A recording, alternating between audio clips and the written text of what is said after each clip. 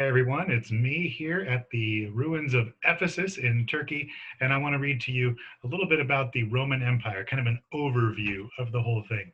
By the way, Ephesus is one of the most uncovered and preserved ancient cities of the Roman Empire. All right, well, let's do some good reading here. I like this one. It's got a lot of graphics. Zooming in. Okay, so the title, of course, is the Roman Empire, but I love little maps like this and the pictures they put on them. And they always try to like label places that maybe I've heard of or know of. It says here on the left, the Roman Empire was mostly contained within natural borders. The Sahara and Arabian deserts to its south, the Atlantic Ocean to its west, the Rhine and Danube rivers to its north. Only in the north of Great Britain, parts of Germany, and Western Asia did it have to defend long land borders. And that's true. You can really see how far the Romans got. They actually built a wall up north to kind of separate them from what would eventually become known as the Scottish. And through here, there was just so many forests, really, really thick forests and tribes of people that the Romans were just never really able to get that far. Same with Africa.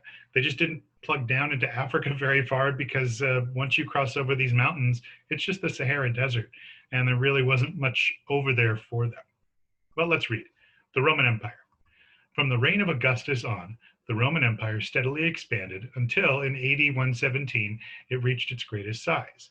By then it stretched 2,480 miles, or 4,000 kilometers, from west to east, and was home to more than 50 million people, securing the borders. Under the first emperor, Augustus, the northern border of the empire was secured along the Danube River with the conquest of the Alps and the northern Balkans. In an attempt to move the northeastern border from the Rhine River up to the Elbe River was largely abandoned after a heavy defeat by Germanic tribes in AD 9, or today we would say 9 CE. Kind of a fun little piece of information here. In AD 60 or 60 CE, Queen Boadicea of the Eastern Iceni tribe led the last serious opposition to Roman rule in Great Britain. She captured and burned the garrison towns of Colchester, St. Albans, and London, and was only defeated 1 year later in a battle somewhere in central England. They still don't know exactly where that was. So cool. They spread. It talks a little about the borders. This region over here, that kind of moving my mouse over, that's known as the Balkans. So it's the Balkan region. All right, page 2. Ooh, I like this. That's cool. The Roman legions built their own boats. When they had to cross a major river, they tied the boats together to form a bridge. In this way, they were able to outwit and defeat many of their opponents. It's true, like huge bridges of boats, often called a flotilla. All right, we see some more Roman Empire here that's extending down into today what we call Turkey, Armenia, all the way down into Mesopotamia, which the name was given of this region.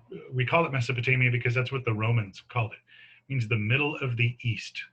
Meso, middle, Potamia kind of referred to the eastern lands. All right, west and east.